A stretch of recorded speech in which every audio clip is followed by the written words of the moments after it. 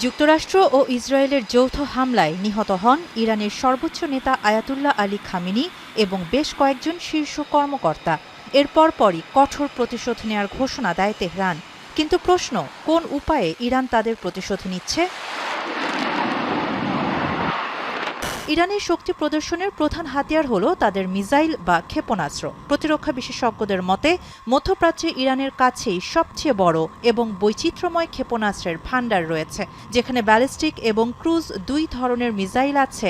ইরানের সবচেয়ে দূরপাল্লার ব্যালিস্টিক ক্ষেপণাস্ত্রগুলো 2000 থেকে 2500 কিলোমিটার পর্যন্ত যেতে পারে, যে ক্ষেপণাস্ত্রগুলো দিয়ে ইসরায়েল এবং পারস্য উপসাগরে থাকা মার্কিন ঘাঁটিগুলোতে সহজেই আঘাত হানছে তেহরান। এছাড়া স্বল্প পাল্লার ব্যালিস্টিক ক্ষেপণাস্ত্র যেমন ফাত্তাহ, জুলফিকার, কিয়াম-1 এবং পুরনো শাহাব-1 ও 2 মডেলের মিসাইল তো আছেই। স্বল্প পাল্লার মিসাইল যেমন শাহাব-3, ইমাদ, গদর-1, খোররামশাহর এবং সেজ্জিল অনেক দূরের লক্ষ্যবস্তুতে আঘাত হানতে সক্ষম। ফলের নির্যাস ও দুধের সমন্বয়ে পোলার টর্নেডো গ্রিন অ্যাপল আইসক্রিম। মন ভালো থাক। তেহরানের ক্ষেপণাস্ত্র কর্মসূচির বড় অংশ মাটির গভীর সুড়ঙ্গ, গোপন ঘাঁটি এবং সুরক্ষিত লঞ্চ সাইটে লুকিয়ে রেখেছে। এই শক্তিশালী নেটওয়ার্কের কারণে ইরানের ক্ষেপণাস্ত্র ছোড়ার ক্ষমতা দ্রুত নষ্ট করে দেয়া অসম্ভব।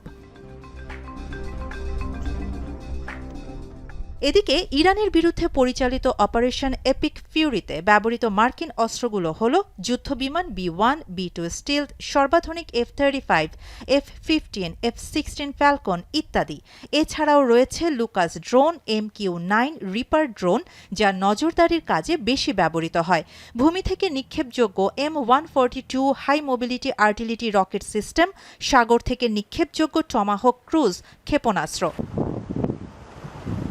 আরও আছে প্যাট্রিয়ট ক্ষেপণাস্ত্র সুরক্ষা ব্যবস্থা, থার্ড ক্ষেপণাস্ত্র সুরক্ষা ব্যবস্থা, বিমানবাহী রণতরী USS জেরাল্ড আর ফোর্ড এবং USS আব্রাহাম লিঙ্কন মোতায়েন করা হয়েছে।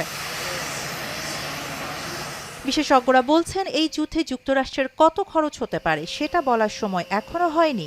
তুরস্কের আনাদোলু সংবাদ সংস্থার দেয়া তথ্য অনুযায়ী অপারেশন এপিক ফিউরির প্রথম 24 ঘণ্টায় যুক্তরাষ্ট্রের খরচ হয়েছে প্রায় $77.90 লাখ।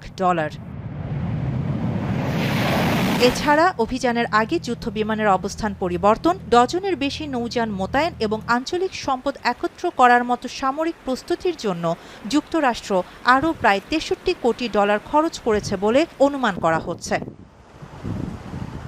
শাহানা জাহান, এখন বিশ্ব।